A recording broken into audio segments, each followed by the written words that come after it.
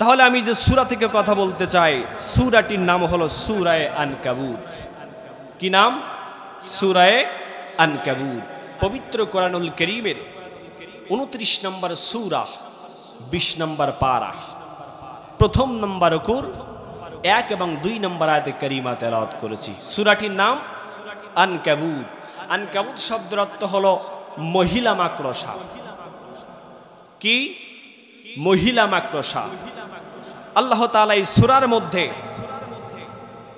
982টি শব্দ দিয়েছেন, 4200 অক্ষর দিয়েছেন, 69টি আয়াত রয়েছে এই সূরার মধ্যে।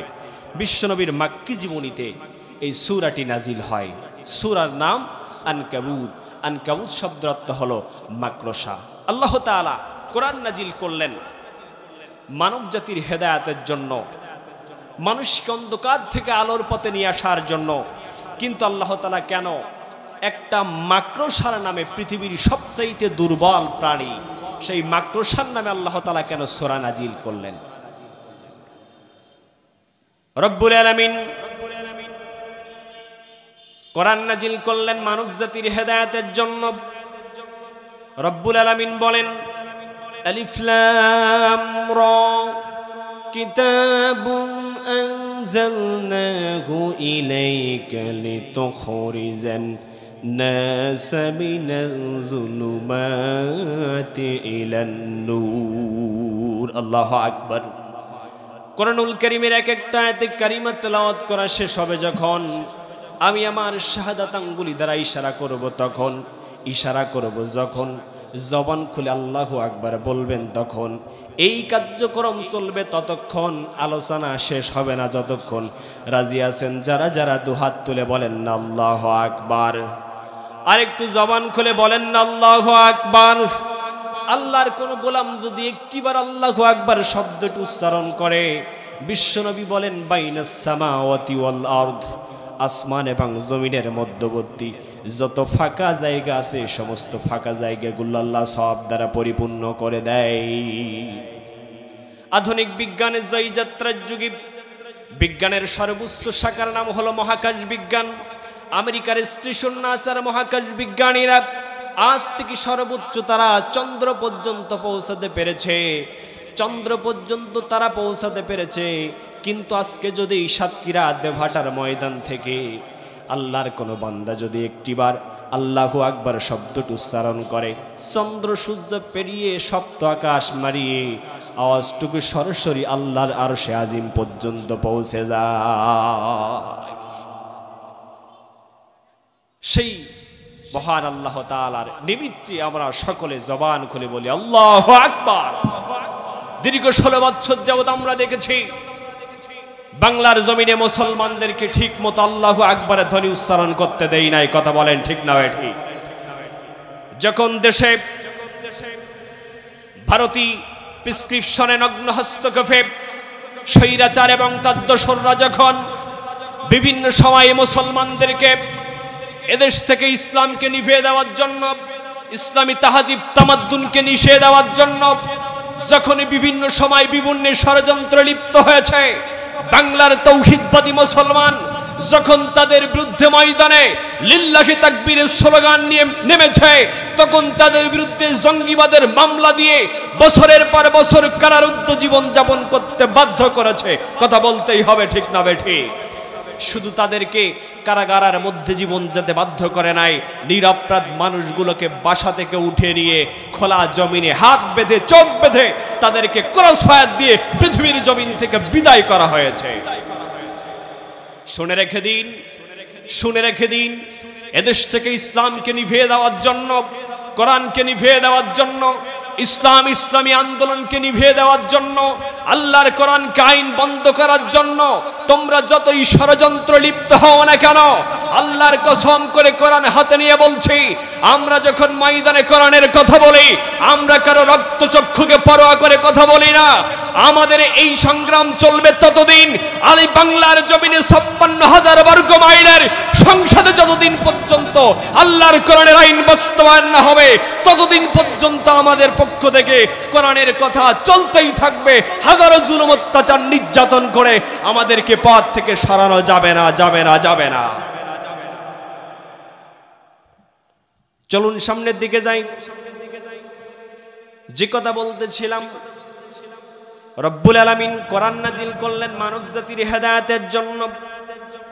কোরআন নাজিল করার পরে রব্বুল আলামিন মানব জাতিকে সম্মান করলেন, মর্যাদার আসনে অধিষ্ঠিত করলেন। ওয়ালাকাদ কাররামনা বানি আদম, কোরআন নাজিল করে রব্বুল আলামিন বনি আদম সন্তানদেরকে সম্মানিত করলেন, মর্যাদায় অধিষ্ঠিত করলেন, মর্যাদাটা আরো বাড়িয়ে দিলেন।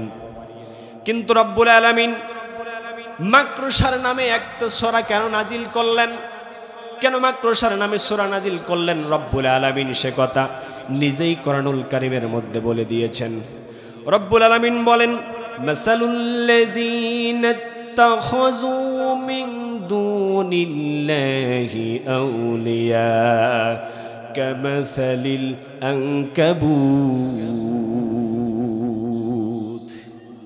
নিশ্চয়ই যারা আল্লাহকে ছাড়া অন্য কাউকে অভিভাবক হিসাবে মানবে, যারা আল্লাহকে ছাড়া অন্য কাউকে অভিভাবক হিসাবে মানবে, যারা মাকরুসার মতোই তারা। তাহলে বলেন তো দিকে আমাদের অভিভাবক কে? জবান খুলে বলেন আমাদের অভিভাবক কে? আল্লাহ রাব্বুল আলামিন বলেন, আল্লাহু ওয়ালিউল্লাযীনা আমানু ইখরিজুহুম মিনাজ যুলুমাতি ইলান নূর। নিশ্চয় আমাকে যারা, আমার প্রতি যারা ঈমান এনেছে, ঈমান আনার পরে আমাকে রব বলে যারা স্বীকার করেছে, রাসূলকে নেতা হিসাবে মেনেছে, রাসূলের আদর্শ সমাজ থেকে, পরিবার থেকে শুরু করে সমাজ জীবন, অর্থনৈতিক জীবন, রাজনৈতিক জীবন, আন্তর্জাতিক জীবন, বঙ্গভবন আর পার্লামেন্টে যারা প্রতিষ্ঠার কাজ করেছে, আমি রব্বুল আলামিন এখনই ঘোষণা দিলাম, আমি রব্বুল আলামিন নিজেই তাদের বন্ধু হয়ে গেলাম। প্রকৃত বন্ধু হলেন তিনি, বিপদের দিনে সাহায্য করবেন যিনি, ঠিক কিনা?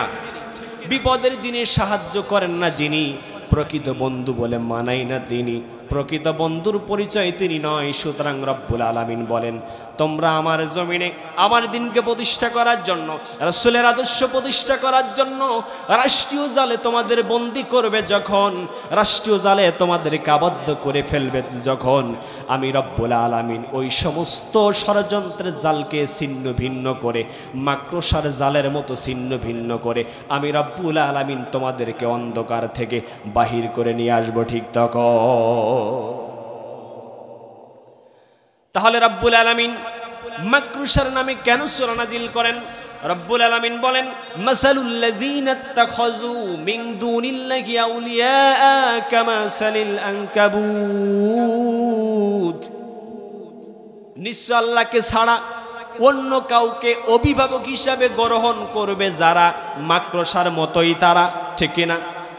একটি মাকড়সা সেকেন্ডের পর সেকেন্ড, ঘন্টার পর ঘন্টা, হাজারো প্রচেষ্টা, প্রসার করার ফলে রাস্তার মধ্যখানে কষ্ট করে ঘন্টার পর ঘন্টা, মিনিটের পর মিনিট প্রচেষ্টা করার ফলে রাস্তার মাঝখানে একটা জাল নির্মাণ করে, সারা রাত কষ্ট করে নির্মাণ করে। তিনি মনে করে এই পথ দিয়ে যখন লোকজন হেঁটে যাবে, সমস্ত মানুষদেরকে আমি আমার জালের মধ্যে আটকিয়ে রাখবো, আমার জালকে কেউ পার করে দিতে পারবো না। কিন্তু সকাল যখন ঘনিয়ে আসে, সকাল ঘনিয়ে আসার পরে এই সৎকেরাতে ভাটার কৃষকেরা যখন তাদের সবজিগুলো কেনার, সবজিগুলো তোলার পরে, ক্ষেত থেকে তোলার পরে যখন বাজার থেকে বাজারের দিকে নিয়ে যায়, রাস্তার মাঝখানে যদি মাকড়সার জাল দেখতে পাই, আঙ্গুল দিয়ে সাথে সাথে মারল টান, মারার সাথে সাথে মাকড়সার জালটা মুহূর্তের মধ্যে ছিন্ন ভিন্ন হয়ে যায়। কথা বলেন ঠিক না বেঠিক?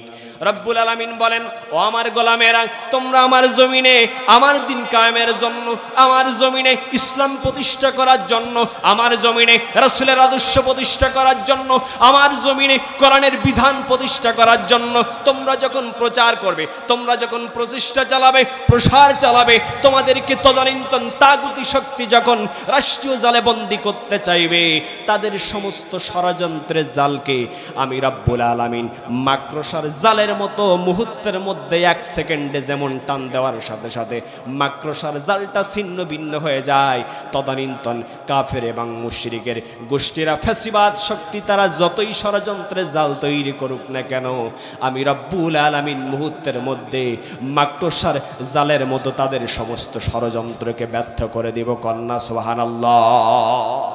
মুহূর্তের মধ্যে তাদের সমস্ত ষড়যন্ত্র জালকে আমি আল্লাহ তাআলা মাকড়সার জালের মতো মুহূর্তের মধ্যে ছিন্ন ভিন্ন করে দেব। কন্যা সুবহানাল্লাহ। কাফেররা মনে করে যে আমরা যে জাল তৈরি করেছি ষড়যন্ত্র, এই ষড়যন্ত্র আমরাই সফল হব। কিন্তু বলেন তো দেখি, যিনি গোটা পৃথিবীতে যারা ষড়যন্ত্র করে সমস্ত ষড়যন্ত্রকারীদের মধ্যে শ্রেষ্ঠ কৌশলী যিনি, তিনি কে? ওমাকারু ওমাকারাল্লাহ ওয়াল্লাহু খায়রুল মাকিরিন। আপনারা ঠিক তেমনি ভাবে আমরা দেখেছি গোটা 16 বছর, দীর্ঘ 16 বছর যাবৎ স্বৈরাচার এবং তার দোসররা এদেশ থেকে ইসলামী আন্দোলনকে নিভিয়ে দেওয়ার জন্য হাজারো ষড়যন্ত্রের জাল তারা নির্মাণ করেছিল। হাজারো ষড়যন্ত্রের জাল নির্মাণ করে একের পর এক নিরপরাধ মানুষগুলো তারা মিথ্যা মামলা দিয়েছে, আইনা ঘর তৈরি করেছে। 16টি বছর ধরে ইসলামী আন্দোলনের বীর সিফা সালাতদেরকে ঠিক মতো তারা রাত্রে সন্তান সন্ততি স্ত্রী পুত্র পরিজন নিয়ে তারা বাসাতে ঘুমাতে দেয় না। এই কথা বলেন ঠিক না বেঠিক? শুধু তাই নয়, এদেশ থেকে ইসলামী আন্দোলনকে নিভিয়ে দেওয়ার জন্য 1 নয় 2 নয় 16টি বছর ধরে হাজারো চিন্তা চেতনা করে পরিশেষে ইসলামী আন্দোলনের 6 জন কিংবদন্তি সিফা সালাতদেরকে তারা একের পর এক ফাঁসির মঞ্চে ঝুলিয়ে মেরেছে। কথা বলতেই হবে ঠিক না বেঠিক? ইসলামী আন্দোলনের কিংবদন্তি সিফা সালার শহীদ আল্লামা মতিউর রহমান নিজামী, কাদের মোল্লা, আলী হাসান মুজাহিদ, গোলাম আজম থেকে শুরু করে সবিশেষে কোরআনের কিংবদন্তি গোটা পৃথিবীতে 50টি বছর যিনি কোরআনের তাফসীর করেছেন যুগ শ্রেষ্ঠ মুজাদ্দিদ আল্লামা দেলার হুসাইন সাইদিকে তারা ভারতের নগ্ন হস্তক্ষেপে 1 যুগ ধরে কারাগারে বন্দী রেখে পরিশেষে তারা জেলখানার মধ্যে ইনজেকশনের মাধ্যমে তারা পৃথিবীর জমিন থেকে বিদায় করে দিয়েছে। কথা বলেন ঠিক না বেঠিক? আমরা স্পষ্টভাবে বলতে চাই এই বাংলার জমিনে যতদিন পর্যন্ত ইসলামী আন্দোলনের বীর সিফা সালাতদের বিচার না হবে, বাংলার জমিনে যতদিন পর্যন্ত আল্লামা সাইদির হত্যার বিচার না হবে, ততদিন পর্যন্ত বাংলার জমিনের মুসলমান তোমাদের জন্য 1 ইঞ্চি বাংলার মাটি ছেড়ে দেবে না। কথা বলতেই হবে ঠিক না বেঠিক? সুতরাং তোমরা পারবে না। শুনে রেখে দিন, এই বাংলার জমিনে যদি 50 বছর পরে কারোর বাবার হত্যার বিচার হতে পারে, এই বাংলার জমিনে, সেই বাংলার জমিনে আল্লামা সাইদির হত্যার বিচার হতেই হবে। চলুন সামনের দিকে যাই। সূরা আনকাবুত। রব্বুল আলামিন তাহলে মাকড়সার নামে এই জন্য সূরা নাজিল করলেন, মাকড়সার নামে সূরা নাজিল করে রব্বুল আলামিন বুঝিয়ে দিলেন একটা মাকড়সা যেমন হাজার প্রচেষ্টা করার পরে, ঘন্টার পর ঘন্টা প্রচেষ্টা প্রসার করার পরে একটা জাল নির্মাণ করে, কত কষ্ট করার পরে এলাকার মানুষ যখন রাস্তা দিয়ে হেঁটে যায় মুহূর্তের মধ্যে আঙ্গুল দিয়ে মারল টান মারতে দেরি হলো, কিন্তু সেকেন্ডের মধ্যে মাকড়সার জালকে ছিঁড়ে যেতে দেরি হলো না, মাকড়সার জালকে মুহূর্তের মধ্যে ধ্বংস হয়ে যেতে হলো না। ঠিক তেমনি ভাবে বাংলার জমিনে স্বৈরাচার এবং তার দোসররা হাজারো প্রচেষ্টা প্রসার করার ফলে তারা যে ষড়যন্ত্র করেছিল, নিরপরাধ মানুষগুলোর উপরে বছরের পর বছর কারারুদ্ধ জীবন যাপন করতে বাধ্য করেছিল, কিন্তু রব্বুল আলামিন যখনই চেয়েছেন তার নগ্ন ইশারা যখনই দিয়েছেন, মুহূর্তের মধ্যে চোর আর ডাকাতের মতো বাংলার জমিন থেকে পিছনের দরজা দিয়ে 1 কাপড়ে পালাতে বাধ্য হয়েছে। চোর ডাকাতের মতো পিছনের দরজা দিয়ে 1 কাপড়ে পালাতে বাধ্য হয়েছে। সুতরাং ভুলে যাবেন না আল্লাহ পৃথিবীর জমিন থেকে কোনো জালিমকে আজ পর্যন্ত সম্মানের সহিত মাথা উঁচু করে পৃথিবীর জমিন থেকে বিদায় নিতে দেই নাই। কথা বলতেই হবে, ঠিক না বেঠিক? পৃথিবীর জমিনের অন্যতম শ্রেষ্ঠ স্বৈরাচার ছিলেন মিস্টার ফ্রাউন। আল্লাহ তাআলা তাকে ছোট্ট মানুষের মতো লোহিত সাগরের মধ্যে ডুবিয়ে ডুবিয়ে সুফিয়ে সুফিয়ে পানি আর কাদা খাইতে খাইতে বিদায় করে দিয়েছেন। কথা বলতেই হবে, ঠিক না বেঠিক? শুধু তাই নয়, মিস্টার ফ্রাউনকে আল্লাহ তাআলা পৃথিবীর জমিন থেকে বিদায় করেছেন কি দিয়ে? মশা না, শুধু মশা না, ল্যাংড়া মশা, খোড়া। একটা সুস্থ সবল মশা হলেই তো কথা ছিল, কিন্তু একটা ল্যাংড়া মশা দিয়ে আল্লাহ তাআলা তাকে বিদায় করেছেন। পৃথিবীর আর একজন অন্যতম স্বৈরাচার বাদশা ছিলেন, জুলুম বাদশা ছিলেন, জালিম শাসক ছিলেন, নাম হলো বাদশা আবরাহা। পৃথিবীর অন্যতম শ্রেষ্ঠ ঘর কাবা শরীফকে তিনি ভাঙতে এসেছিলেন, ধ্বংস করতে এসেছিলেন কি নিয়ে? হস্তি বাহিনী নিয়ে। রব্বুল আলামিন সেই বিশাল হস্তি বাহিনীকে ওয়ারসালা আলাইহিম তায়রান আবাবিল, ছোট্ট ছোট্ট আবাবিল পাখি দিয়া তাদেরকে একেবারে মাটির সাথে মিশিয়ে দিয়েছেন। কিন্তু আমরা সেই হস্তি বাহিনী দেখি নাই, আব্রাহার বাহিনী দেখি নাই, আবাবিল পাখি দেখি নাই। কিন্তু 5ই আগস্টে ঢাকার রাজপথে লক্ষ লক্ষ ছাত্র জনতাকে আমরা নামতে দেখেছি। সেই ঢাকা রাজপথে লক্ষ লক্ষ ছাত্র জনতা যখন শাহাদাতের তামান্না অন্তরে ধারণ করে ময়দানে যখন ঝাঁপিয়ে পড়েছে, 18 বছরের ত্রাস সৃষ্টিকারী ইসলামের চূড়ান্ত দুশ্মন সেই স্বৈরাচার খুনি পৃথিবী বাংলার জমিন থেকে চোর আর ডাকাতের মতো পিছনের দরজা দিয়ে এক কাপড়ে পালাতে বাধ্য হয়েছে। সুতরাং ভুলে যাবেন না, আল্লাহ ছাড় দেন কিন্তু কাউকে ছেড়ে দেন না। তাহলে সূরা আনকাবুত আল্লাহ তাআলা এই জন্য নাজিল করেছেন যে পৃথিবীতে তোমরা যতই ষড়যন্ত্র করো না কেন সফল হবে না। তোমরা যা ষড়যন্ত্র করো সমস্ত ষড়যন্ত্র কৌশল মানে ষড়যন্ত্রকারীদের মধ্যে সর্বোত্তম যিনি কৌশলী তিনি কে? আল্লাহ। আমরা এই সূরাকে বুঝার জন্য, আয়াতকে বুঝার জন্য আমরা বিশ্বনবীর জীবনী থেকে ছোট্ট একটা ঘটনা তুলে ধরতে পারি। We can conclude here a history from the life of our prophet হযরত মুহাম্মদ সাল্লাল্লাহু আলাইহি সাল্লাম, আন্ডারস্ট্যান্ডিং দিস আয়াত। আয়াতকে বুঝার জন্য আমরা রাসূলের জীবনী থেকে ছোট্ট একটা ঘটনা আনতে পারি। রব্বুল আলামিন যখনই বিশ্বনবীর উপরে কোরআন নাজিল করে দিলেন, আল্লাহ নবী 40 বছর পর্যন্ত মক্কার মানুষের কাছে ছিলেন আল আমিন, আস-সাদিক। কিন্তু বিশ্বনবী মুহাম্মদ রাসূলুল্লাহ সাল্লাল্লাহু আলাইহি সাল্লাম সমাজ ব্যবস্থার মানুষের কাছে যখন কোরআনের দাওয়াত দিলেন, আলা লাহুল খালকু ওয়াল আমর, সৃষ্টি যার, আইন চলবে তার, ইনিল হুকমু ইল্লা লিল্লাহ, জমিন যার, আইন চলবে তার। বিশ্বনবী যখন এই কোরআনের দাওয়াত ওই সমাজ ব্যবস্থার মানুষের কাছে যখন দিতে লাগলেন, যারা বিশ্বনবীকে আল আমিন উপাধি দিয়েছিল, আস-সাদিক উপাধি দিয়েছিল, তারাই আল্লাহ নবীর বিরুদ্ধে মিথ্যা অবৈধ ট্রাইব্যুনাল গঠন করে রাসূলকে তারা পৃথিবীর জমিন থেকে হত্যা করার ষড়যন্ত্রে মেতে উঠেছিল। কথা বলেন ঠিক না বেঠিক? বিশ্বনবী মুহাম্মদ রাসূলুল্লাহ সাল্লাল্লাহু আলাইহি ওয়াসাল্লাম যখন কোরআনের দাওয়াত মানুষের মাঝে, ইসলামের দাওয়াত যখন প্রচার প্রসার করতে আসলেন, আল্লাহর নবীর উপরে প্রাথমিক অবস্থায় 4 ধরনের ষড়যন্ত্র হয়েছিল। কয় ধরনের? 4 ধরনের। প্রথম নম্বরের ষড়যন্ত্র হলো লোভ, দ্বিতীয় নম্বরের ষড়যন্ত্র অপপ্রচার আর মিথ্যা প্রচার, তৃতীয় নম্বরের ষড়যন্ত্র হলো শিয়াবে আবি তালিব তথা জেলখানায় বন্দী, চতুর্থ নম্বরের ষড়যন্ত্র হলো অবৈধ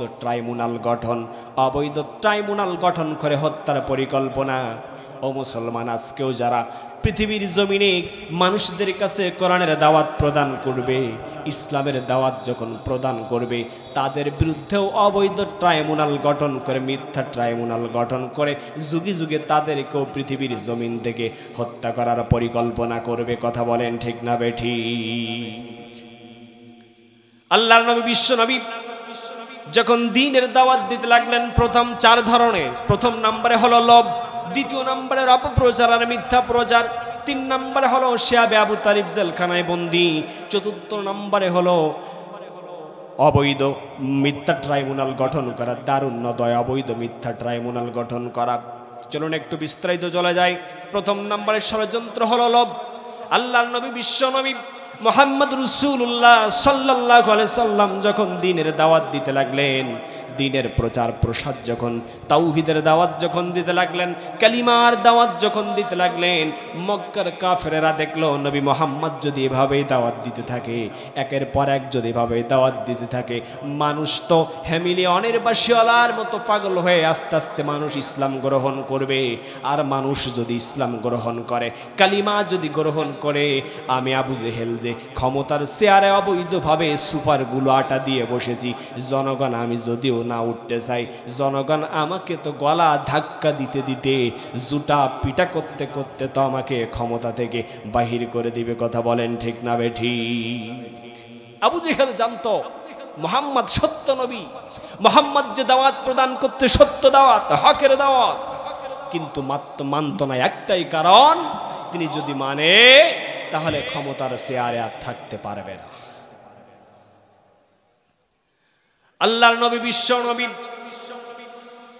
দ্বীনের দাওয়াত দেওয়ার যখন বাহির হয়ে গেলেন, দ্বীনের দাওয়াত দেওয়ার জন্য বাহির হয়ে গেলেন, আবু জেহেল, আবু লাহাব, উতবা, সাইবা, মক্কার সমস্ত নেতৃত্বস্থানীয় নেতারা রাসূলের বাড়িতে চলে আসলেন। আপনারা জানেন রাসূলের জন্মে আগে তার পিতা আব্দুল্লাহ ইন্তেকাল করেছেন, জন্মের পরে তার মাতা আমিনা ইন্তেকাল করেছেন, তারপরে তার দায়িত্বভার গ্রহণ করেছিলেন দাদা আব্দুল মুত্তালিব। দাদা আব্দুল মুত্তালিব যখন ইন্তেকাল করলেন, পরিশেষে চাচা আবু তালিবের কাছে দায়িত্বভার গ্রহণ চলে আসলো। চাচা আবু তালিবও যখন দায়িত্বভার গ্রহণ করলেন, তারা চাচা আবু তালিবের কাছে আসলেন, বললেন, আবু তালিব, তোমার ভাতিজা মুহাম্মদ যে নতুন ধর্মের দাওয়াত দিচ্ছে, যে নতুন কালিমার প্রচার করছে, যে নতুন ধর্মের দাওয়াত দিচ্ছে, যে কালিমার দাওয়াত প্রচার করছে, এই দাওয়াতটুকু বন্ধ করবে, বিনিময়ে তাকে কি লাগবে বলো? টাকা লাগবে নাকি পয়সা লাগবে? অর্থ লাগবে নাকি গাড়ি লাগবে? কি লাগবে আমাদেরকে একটু জানিয়ে দাও, একটুখানি বলে দাও, বলে দাও।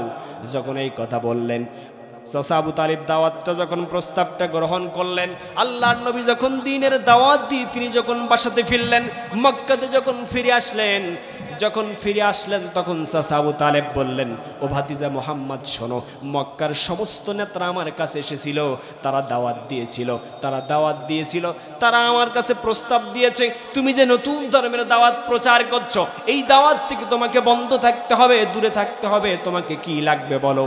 টাকা পয়সা তো যা লাগবে আমরা দিতে রাজি, কিন্তু বিনিময় হলো তোমাকে এই দাওয়াত প্রচার থেকে বন্ধ থাকতে হবে।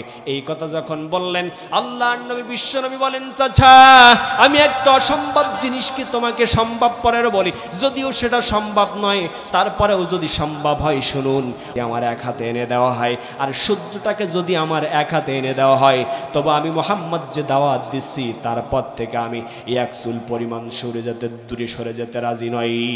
আল্লাহু আকবার। লোভ দেখিয়ে পারল না, এরপরে শুরু করলো অপপ্রচার আর মিথ্যা প্রচার। রাসূলকে পাগল বলে গালি দিল, একের পর এক অপপ্রচার, মিথ্যা প্রচার শুরু করলো। মিথ্যা প্রচার দিয়েও তাকে পারল না, পরিশেষে তাকে মিথ্যা প্রচার দেওয়ার পরে যখন না করলেন, পরিশেষে তাকে শিয়াবে আবু তালিব নামে জেলখানায় বন্দি করলেন। শিয়াবে আবু তালিবে যখন বন্দি করলেন, সেটাও পারলেন না, পরিশেষে দারুন নদওয়ায় অবৈধ মিথ্যা ট্রাইব্যুনাল গঠন করে বিশ্বনবীকে হত্যার ষড়যন্ত্র করলেন। দারুন নদওয়ায় যখন ট্রাইব্যুনাল গঠন হয়ে গেল, আল্লাহর নবীকে হত্যার ষড়যন্ত্র হয়ে গেল, একের পর এক মিথ্যা ট্রাইব্যুনাল গঠন করলেন। প্রথম লোভ দেখিয়ে পারলেন না, না, অপপ্রচার মিথ্যা প্রচার করেও পারলেন না, শিয়াবে আবু তালিব জেলখানায় বন্দি করে পারলেন না। পরিশেষে তারা হত্যার ষড়যন্ত্র যখন করলেন, রব্বুল আলামিন তাকে ইশারা দিয়ে দিলেন, ইয়া রাসূলুল্লাহ, ইয়া হাবিবাল্লাহ, আর আপনি মক্কাতে বেশি দিন থাকতে পারবেন না, সুতরাং আপনি মক্কা ছেড়ে মদিনায় চলে যান। আল্লাহর নবী মক্কা ছেড়ে মদিনায় চলে গেলেন। সমস্ত কাফেরদের সমস্ত ষড়যন্ত্র জালকে আল্লাহ মাকড়সার জালের মতো ভেঙ্গে দিয়ে রব্বুল আলামিন বিশ্বনবীকে মক্কা ছেড়ে মদিনায় পাঠিয়ে দিলে। কি শিখলেন? হাজারো ষড়যন্ত্র করে পৃথিবীর জমিন থেকে ইসলামী আন্দোলনের মানুষদেরকে পৃথিবীর জমিন থেকে নিঃশেষ করা যাবে না। কথা বলেন ঠিক না ঠিক? এর জন্য আমাদের প্রয়োজন ঈমান আনতে হবে, ঈমানের পথে অটল থাকতে হবে, অবিচল থাকতে হবে। যদি অটল অবিচল থাকতে পারি, আমাদেরকে কেউ পৃথিবীর জমিন থেকে, আমাদের রক্ত চক্ষু দেখিয়ে আমাদেরকে কেউ পৃথিবীর জমিন থেকে বিদায় করতে পারবে না। কথা বলেন ঠিক না ঠিক? এই জন্য আসুন, আমাদেরকে শুধু রাসূলের উপরে ভালোবাসা থাকলেই হবে না, রাসূলকে অনুসরণ করতে হবে। আল্লাহর জমিনে আল্লাহর দ্বীন রক্ষাতে সাহাবীদের মতো জীবন বিলিয়ে দিয়ে আমাদেরকে পৃথিবীর জমিন থেকে বিদায় নিতে হবে, শাহাদাতের নজরানা পেশ করতে হবে। তবুও ইসলাম থেকে, কোরআন থেকে, ইসলামী আন্দোলন থেকে আমাদেরকে এক চুল পরিমাণ দূরে সরানো, আমাদেরকে দূরে সরা যাবে না। কথা বলেন ঠিক না ঠিক? রাসূল করিম সাল্লাল্লাহু আলাইহি সাল্লামের সময় ৫ম হিজরিতে একটা যুদ্ধ সংগঠিত হয়েছিল। যুদ্ধটির নাম হলো যাতুর রিকা। কি নাম? যাতুর রিকা। ৫ম হিজরিতে একটা যুদ্ধ সংগঠিত হয়েছিল। উসুতুল কাবার মধ্যে এসেছে ৫ম হিজরিতে একটা যুদ্ধ সংগঠিত হয়েছিল। যুদ্ধটির নাম হলো যাতুর রিকা, দুই উপত্যকার মধ্যবর্তী যুদ্ধ। এই যুদ্ধে মুসলমানদের সৈন্য সংখ্যা ছিল ৪০০, মতান্তরে ৮০০। রাসূল করিম সাল্লাল্লাহু আলাইহি ওয়াসাল্লাম এই যাতুর রিকা, এই যুদ্ধে তিনি স্বয়ং নেতৃত্ব দিয়েছিলেন। যুদ্ধে মুসলমানরা জয়লাভ করেছিলেন। যুদ্ধে মুসলমানরা যখন জয়লাভ করলেন, ওই যুদ্ধে একজন কাফেরের স্ত্রীও মৃত্যুবরণ করেছিলেন। রাসূল করিম সাল্লাল্লাহু আলাইহি ওয়াসাল্লামের আদান মোবারক ছিলেন। আল্লাহর নবী যখন কোন যুদ্ধে জয়লাভ করতেন, বিশ্বনবী মুহাম্মদ রাসূলুল্লাহ সাল্লাল্লাহু আলাইহি ওয়াসাল্লাম তখন তিনি ওই রাতের আর বাসাতে ফিরতেন না, দূরে কোন স্থানে তাঁবু গেড়ে সেখানে অবস্থান করতেন। আল্লাহর নবী বিশ্বনবী মুহাম্মদ রাসূলুল্লাহ সাল্লাল্লাহু আলাইহি ওয়াসাল্লাম একইভাবে যুদ্ধে জয়লাভ করে যখন তিনি ফিরতেছেন, সন্ধ্যা যখন ঘনিয়ে আসলো, তিনি তার নিজ দেশে আর ফিরলেন না, দূরে কোনো একটা স্থানে তাঁবু গাড়লেন, সেখানে অবস্থান করলেন। সাহাবীদেরকে নির্দেশ করলেন, তোমরা তাঁবু প্রস্তুত করো, খাওয়া দাওয়া তোমরা রেডি করো, খাওয়া দাওয়া প্রস্তুত করো। তাঁবু রেডি হয়ে গেল। খাওয়া দাওয়া যখন রেডি হয়ে গেল, আল্লাহর নবী বিশ্বনবী মুহাম্মদ রাসূলুল্লাহ সাল্লাল্লাহু আলাইহি ওয়াসাল্লাম সাহাবীদেরকে নিয়ে খাওয়া যখন শেষ করলেন, খানা খাওয়া শেষ করলেন, এরপর বললেন, আজকে রাত্রে ২ জন সাহাবী আমার তাঁবুকে পাহারা দিতে হবে। ২ জন সাহাবীকে আসব। প্রথম নম্বরে দাঁড়িয়ে গেলেন আল্লাহর নবীর বিশ্বনবী মুহাম্মদ রাসূলুল্লাহ সাল্লাল্লাহু আলাইহি ওয়াসাল্লামের জলিলুল কদর সাহাবী, নাম হলেন হযরত আব্বাদ ইবনে বিশির। আব্বাদ ইবনে বিশির। আর একজন তারপরে দাঁড়িয়ে গেলেন আল্লাহর নবীর আর একজন সাহাবী, নাম হলেন হযরত আম্মার ইবনে ইয়াসির। ২ জন দাঁড়িয়ে গেলেন। আল্লাহর নবী ২ জনকে দায়িত্ব দিলেন, তোমরা ২ জন সারা রাত্র ধরে তোমরা আমার তাঁবুটা পাহারা দিবে। পাহারায় নিযুক্ত হয়ে গেলেন ২ জন সাহাবী, হযরত আব্বাদ ইবনে বিশির এবং হযরত আম্মার ইবনে ইয়াসির। ২ জন সাহাবী তারা সারা রাত তো দাঁড়িয়ে রাসূলের তাঁবুকে পাহারা দিবেন। আব্বাদ ইবনে বিশির যখন দাঁড়িয়ে গেলেন, তিনি চিন্তা করলেন, ২ জন কেন সারা রাত খামাখা দাঁড়িয়ে থাকবো, সুতরাং আমি রাতের প্রথম অর্ধেকটা অংশ পাহারা দেই, ও আম্মার তুমি এবং রাত্রির শেষ অংশটা পাহারা দাও। আমি অর্ধেকটা রাত্রে যখন পাহারা দেব, তুমি তখন ঘুমিয়ে নিবে। এরপরে আবার রাত্রির শেষ অর্ধেক সময়ে তুমি পাহারা দিবে, আমি তখন ঘুমিয়ে নিব। ২ জন কম্প্রোমাইজ করে নিলেন। আলাপ আলোচনার মাধ্যমে ২ জন সিদ্ধান্ত উপনীত হলেন। রাতের প্রথম অংশটা পাহারা যিনি দিতে দাঁড়িয়ে গেলেন, তিনি হলেন আল্লাহর নবীর জলিলুল কদর সাহাবী হযরত আব্বাদ ইবনে বিশির। হযরত আব্বাদ ইবনে বিশির দাঁড়িয়ে গেলেন। রাতের প্রথম অর্ধেকটা অংশ তিনি যখন পাহারা দেওয়ার জন্য উপনীত হলেন, রাত যখন ঘনিয়ে আসলো, গভীর রাত্র যখন হয়ে গেল, আব্বাদ ইবনে বিশির চিন্তা করলেন, খামাকা কেন সারা রাত দাঁড়িয়ে থাকবো? এখন তো কিয়ামুল লাইলের সময়, তাহাজ্জুদের সময়, আমি খামাকা দাঁড়িয়ে না থেকে বাকি অংশ সময়টুকু আমি তাহাজ্জুদের বিছানায় কাটিয়ে দিতে চাই। সুবহানাল্লাহ বলবেন। আব্বাদ ইবনে বিশির দাঁড়িয়ে গেলেন, কোরআন তেলাওয়াত করতে লাগলেন। তিনি চিন্তা করলেন, আস্তে আস্তে তেলাওয়াত কেন করব? জোরে জোরে তেলাওয়াত করতে লাগলেন। জোরে জোরে যখন তেলাওয়াত করতে লাগলেন, তিনি চিন্তা করলেন, কাফের মুশরিকরা যদি তারা আমাদেরকে ষড়যন্ত্রের উদ্দেশ্যে যদি আমাদের কাছে আসে, তাহলে তারা দেখবে, তখন তারা দেখতে পাবে যে মুহাম্মদ সাল্লাল্লাহু আলাইহি সাল্লাম এবং তার সাহাবীরা তারা এখনো ঘুমায় নাই, এই জন্য তাদের কাছে যাওয়া যাবে না। জোরে জোরে তেলাওয়াত করতে লাগলেন। হযরত আব্বাদ ইবনে বিশিরের কণ্ঠে রব্বুল আলামিন এত জাদু, এত মায়াবী কণ্ঠ দিয়েছিলেন। আল্লাহর নবী একদিন তিনি ঈশার নামাজ আদায় করার পরে মাইশের হুজরার মধ্যে আরাম ফরমাচ্ছিলেন। এমন সময় মসজিদে নববী থেকে কার যেন কণ্ঠের আওয়াজ শুনতে পেলেন, তেলাওয়াতের আওয়াজ শুনতে পেলেন। আল্লাহর নবী মায়েশাকে জিজ্ঞাসা করলেন, আয়েশা, আমি যে কণ্ঠের তেলাওয়াত শুনতে পাচ্ছি, মনে হচ্ছে আমার আব্বাদের কণ্ঠের তেলাওয়াত শুনতে পাচ্ছি। মায়েশা বলেন, ইয়া রাসূলুল্লাহ, ইয়া হাবিবাল্লাহ, আপনার আব্বা কোরআন তেলাওয়াত করছেন মসজিদে নববী থেকে, তার যে আওয়াজ শুনতে পাচ্ছেন, আপনার ধারণাটাই সঠিক হয়েছে। আল্লাহর নবী যখন এই কথা বললেন, আল্লাহর নবী তখন দুহাত তুলে আব্বাদের জন্য দোয়া করলেন, আল্লাহ, আব্বাদের তুমি জীবনের গুনাহগাতাগুলো মাফ করে দাও। আব্বাদ দাঁড়িয়ে তেলাওয়াত করতে লাগলেন। তার তেলাওয়াতে আকাশ বাতাস মুখরিত হতে লাগলো, সমস্ত গাছপালাগুলো যেন স্তব্ধ হয়ে গেল। ওদিকে ওই যে কাফের, তার স্ত্রী যখন মৃত্যুবরণ করেছিলেন, সাহাবীদের আঘাতে যখন তার স্ত্রীটা মৃত্যুবরণ করেছিলেন, তিনি চিন্তা করেছিলেন, যতক্ষণ পর্যন্ত আমার স্ত্রী হত্যার প্রতিশোধ গ্রহণ না করব, যতদিন পর্যন্ত আমার স্ত্রী হত্যার প্রতিশোধ না নিতে পারবো, সাহাবীদের রক্ত ঝরাতে আমি না পারবো, ততক্ষণ পর্যন্ত আমি বাসাতে ফিরবো না, ততক্ষণ পর্যন্ত আমি নিজ দেশে অবস্থান করবো না, ততক্ষণ পর্যন্ত আমি গোসল করবো না, ততক্ষণ পর্যন্ত আমি কোনো খানা খাবো না।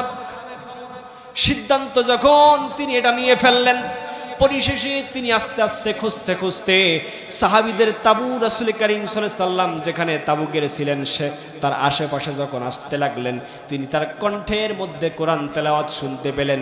তিনি চিন্তা করলেন, মুসলমানরা এখন তো ঘুমায় নাই, সাহাবীরা এখন তো ঘুমায় নাই, তাহলে সেখানে যাওয়া যাবে না, সেখানে যদি আমি যাই তারা তো আমাকেও হত্যা করে ফেলবে। পরিশেষে তিনি দূর থেকে কণ্ঠ লক্ষ্য করে তীর যখন মারলেন, প্রথম তীরটা যখন মেরে দিলেন, কণ্ঠের নিশানা লক্ষ্য করে কাফের যখন তীর মেরলেন, প্রথম তীরটা মারার সাথে সাথে হযরতে আব্বাদের কলিজার এক পাশ থেকে আর এক পাশ দিয়ে বাহির হয়ে যায়। বিশ্বনবীর হাদিস সাক্ষী দেয়, লাম ইয়াতাহাররাক ওয়া লাম ইয়াকতাইস সালাহ। আল্লাহর নবীর সাহাবী আব্বাদ ইবনে বিশির তখনও পর্যন্ত তেলাওয়াত ছাড়লেন না, নামাজও বন্ধ করলেন না। কাফের চিন্তা করলেন, তীর যদি লাগতো তাহলে তো তেলাওয়াত বন্ধ হয়ে যেত, সুতরাং আমার তীরটা মনে হয় লক্ষ্যভ্রষ্ট হয়েছে, তীরটা লাগে নাই। তিনি আবার কণ্ঠের নিশানা লক্ষ্য করে দ্বিতীয় তীরটা যখন মারলেন, দ্বিতীয় তীরটা মারার সাথে সাথে আব্বাদের কলিজার এক পাশ দিয়ে লাগার পরে আর এক পাশ দিয়ে বাহির হয়ে যায়। লাম ইয়াতাহাররাক ওয়া লাম ইয়াকতাইস সালাহ। দ্বিতীয় তীরটাও যখন মারলেন, কলিজার এক পাশ দিয়ে আর এক পাশে বাহির হয়ে গেল, রক্তে সমস্ত শরীরে স্নান হয়ে গেল। কিন্তু আল্লাহর নবীর সাহাবী তখনও পর্যন্ত তেলাওয়াত বন্ধ করেন নাই, তখনও পর্যন্ত নামাজও ছেড়ে দেন নাই। কাফের চিন্তা করলেন, দ্বিতীয় তীরটাও যখন আমি মেরেছি, দ্বিতীয় তীরটাও মনে হয় লক্ষ্যভ্রষ্ট হয়েছে, দ্বিতীয় তীরটাও মনে হয় লাগে নাই। তিনি আবার কণ্ঠের নিশানা লক্ষ্য করে তৃতীয় তীরটাও যখন মারলেন, তৃতীয় তীরটা যখন মেরে দিলেন, তৃতীয় তীরটাও আব্বাদের কলিজার এক পাশ দিয়ে একসাথে লাগার সাথে সাথে কলিজার আর এক পাশ দিয়ে বাহির হয়ে গেল। তিনটা তীরে কলিজায় নিয়ে দাঁড়িয়ে আছেন লাম ইয়াতাহাররাক ওয়া লাম ইয়াকতাইস সালাহ। আল্লাহর নবীর সাহাবী আব্বাদ ইবনে বিশির তখনও পর্যন্ত নামাজও ছেড়ে দিলেন না, তেলাওয়াত বন্ধ করলেন না। তিনটা তীর কলিজার মধ্যে নিয়ে ইতবেনানে কলবের সাথে নামাজ আদায় করলেন। নামাজ শেষ করার পরে নামাজের বিছানায় বসে পাশের সাহাবী হযরত আম্মার ইবনে ইয়াসিরকে ডাকলেন, ভাই আম্মার, জলদি করে ওঠো, জলদি করে ওঠো, আমি আব্বাদ, আমার পৃথিবীতে আর মনে হয় বেঁচে থাকার সময় নাই। হযরত আব্বাদ উঠে দেখলেন তিনটা তীর কলিজার মধ্যে নিয়ে আব্বাদ ইবনে বিশির নামাজের বিছানায় বসে আছেন। রক্তে সমস্ত শরীরে স্নান হয়ে গেল, জমিনের মধ্যে রক্তে সমস্ত তার নামাজের বিছানাগুলো রক্তে স্নান হয়ে গেল। হযরত আম্মার বলেন, ভাই আব্বাদ, প্রথম তীরটা যখন তোমার কলিজার মধ্যে লেগেছিল তুমি কেন আমাদেরকে বলো নাই, আমাকে কেন ডাকে নাই? দ্বিতীয় তীরটা লাগলো তখনও পর্যন্ত কেন আমাদেরকে ডাকো নাই? তিনটা তীরে কলিজার মধ্যে নিয়ে তুমি তোমার আঘাত করলে তুমি আমাদেরকে কেন ডাকলে না? সাথে সাথে অন্যান্য সাহাবীদের মধ্যে শোরগোল হয়ে গেল, সমস্ত সাহাবীরা জাগ্রত হয়ে গেলেন। হযরত আব্বাদ বলেন, ও আল্লাহর নবীর সাহাবীরা শোনো, আমি বিশ্ব নবীর কদম মোবারককে সামনে রেখে, আল্লাহর নবীর কদম মোবারককে সামনে রেখে নামাজ পড়ে আমি এতই মজা পাচ্ছিলাম, এত মজাই পাচ্ছিলাম, আমি এত মজা পাচ্ছিলাম। তিনটা তীর আমার কলিজার মধ্যে আঘাত করেছে, রক্তে সমস্ত শরীরে স্নান হয়ে গিয়েছে। আল্লাহর কাবার নামের কসম করে বলছি, আমি আব্বাদ এক চুল পরিমাণ ব্যথা বেদনা অনুভব করে নাই। এই ছিল সাহাবীদের ভালোবাসা, অনুসরণ। সুতরাং আসুন আমরা যদি আগামী দিনে আল্লাহর জমিনে আল্লাহর দিন প্রতিষ্ঠার জন্য, দ্বীনের আঞ্জাম দেওয়ার জন্য যদি আমাদের উপরে হাজারো জুলুম অত্যাচার নির্যাতন আসে, সমস্ত জুলুম নির্যাতনকে উপেক্ষা করে জান দিয়ে মাল দিয়ে জীবনের সর্বোচ্চ নজরানাটুকু আমরা এই জমিনে দেখাতে চাই, কথা বলতেই হবে, ঠিক না বেঠিক? আসুন আজকের আলোচনা থেকে আমরা মূল শিক্ষা নেই। সূরার নাম সূরা আনকাবুত। আল্লাহ তাআলা মাকরুশারা নামে যে সূরা নাজিল করলেন, কেন মাকরুশারা নামে সূরা নাজিল করে আল্লাহ তাআলা জানিয়ে দিলেন, মাসালুল লাযিনা ইত্তাখাযু মিন দুনিল্লাহি আউলিয়া কামাসালিল আনকাবুত। আল্লাহ তাআলা নিজেই বোমা দিলেন, তোমরা যদি আল্লাহ ছাড়া অন্য কাউকে রব হিসাবে গ্রহণ করো তাহলে কি করবে? তোমরা যেন মাসালুল লাযিনা ইত্তাখাযু মিন দুনিল্লাহি আউলিয়া কামাসালিল আনকাবুত, তোমাদের ওই উদাহরণটা আল্লাহ তাআলা আনকাবুত মাকড়সার জালের সাথে তুলনা করলেন। একটা মাকড়সা বছরের পর একটা মাকড়সা ঘন্টার পর ঘন্টা, মিনিটের পর মিনিট কত চেষ্টা করে যখন রাস্তার মধ্যখানে একটা জাল নির্মাণ করে, মানুষ যখন রাস্তা দিয়ে যায় আঙ্গুল দিয়ে যখন টান মারে সাথে সাথে মাকড়সার জাল যেমন ছিন্ন ভিন্ন হয়ে যায়। এ জমিনে যারা আল্লাহর ইসলামকে ধ্বংস করার জন্য, কোরআনের আইন পৃথিবীর জমিন থেকে তুলে দেওয়ার জন্য, ইসলামী আন্দোলনকে নিঃশেষ করার জন্য যতই ষড়যন্ত্র করবে, ষড়যন্ত্র জাল করুক না কেন, রব্বুল আলামিন বলেন আমি আল্লাহ যখন ইশারা করব ইশারার সাথে সাথে তাদের জালকে মাকড়সার জালের মতো আমি আল্লাহ মুহূর্তের মধ্যে ছিন্ন ভিন্ন করে দেব। কথা বলেন ঠিক না বেঠিক? দেখেননি স্বৈরাচার এবং তার দোসররা কি ষড়যন্ত্রের জাল তৈরি করেছিল, স্বপ্ন দেখতেছিল আগামী 31 সাল 41 সাল তারা এমন ক্ষমতায় টিকে থাকার জন্য কি করেছিল? নিরপরাধ মানুষগুলোর উপরে মিথ্যা মামলা দিয়ে, কোরাস ফায়ার দিয়ে, ইসলামী আন্দোলনের ৬ জন নেতাকর্মীদেরকে ফাঁসির মঞ্চে ঝুলিয়েও ক্ষান্ত হন নাই, আইনা ঘর তৈরি করে ব্যারিস্টার আমান আজমির মতো রাসূল প্রেমিক, কোরআন প্রেমিক সেই দিন বীর সিফা সালাদদেরকে এমনভাবে আয়না ঘরের মধ্যে বন্দি রেখেছেন, সন্তান সন্ততি স্ত্রীর কাছেও পর্যন্ত তাদের তথ্য দেওয়া হয় নাই। কথা বলেন ঠিক না বেঠিক? আল্লাহ যখন চেয়েছেন, যখন ইশারা করেছেন, আল্লাহ রাব্বুল আলামিন ইশারা করার সাথে সাথে ওই কাফেরদের ষড়যন্ত্র জাল আল্লাহ এমনভাবে ছিন্ন ভিন্ন করে দিয়েছেন, এই বাংলার জমিন থেকে চোর ডাকাতের মতো পিছনের দরজা দিয়ে এক কাপড়ে পালাতে বাধ্য করেছেন। সুতরাং মুসলমান আমাদের ঐক্য গঠন করতে হবে। যে বাংলার জমিনে সেই রংপুরের বীর শহীদ আবু সাইদ দুহাত প্রসারিত করে বলেছিলেন, বুকের মধ্যে বইছে ঝড়, বুক পেতেছি গুলি কর, সেই মুগ্ধের পানি পানি বলে চিৎকার করার মাধ্যমে সেই আবু সাইদের থেকে শুরু করে মুগ্ধ থেকে শুরু করে শহীদ আসিফের রত্নস্ততের মাধ্যমে বাংলার জমিনে স্বাধীনতার যে নতুন সূর্য উদিত হয়েছে, এই স্বাধীনতার নতুন সূর্যকে আর বৃথা যেতে দেওয়া হবে না। প্রয়োজনে মুসলমান জীবন দেবে, কিন্তু ঈমান দেবে না। মুসলমান ইসলামী আন্দোলনের নেতা কর্মীদেরকে দলমত ভুলে গিয়ে এক কাতারে ঐক্যবদ্ধ হতে হবে, এক কাতারে ঐক্যবদ্ধ হতে হবে, এক কাতারে ঐক্যবদ্ধ হয়ে সীসাডালা প্রাচীর গঠন করতে হবে, করে মুসলমান প্রমাণ দিতে হবে যে মুসলমান রক্ত দিয়ে স্বাধীনতা আনতে জানে, সেই মুসলমান রক্ত দিয়ে স্বাধীনতা রক্ষাও করতে জানে।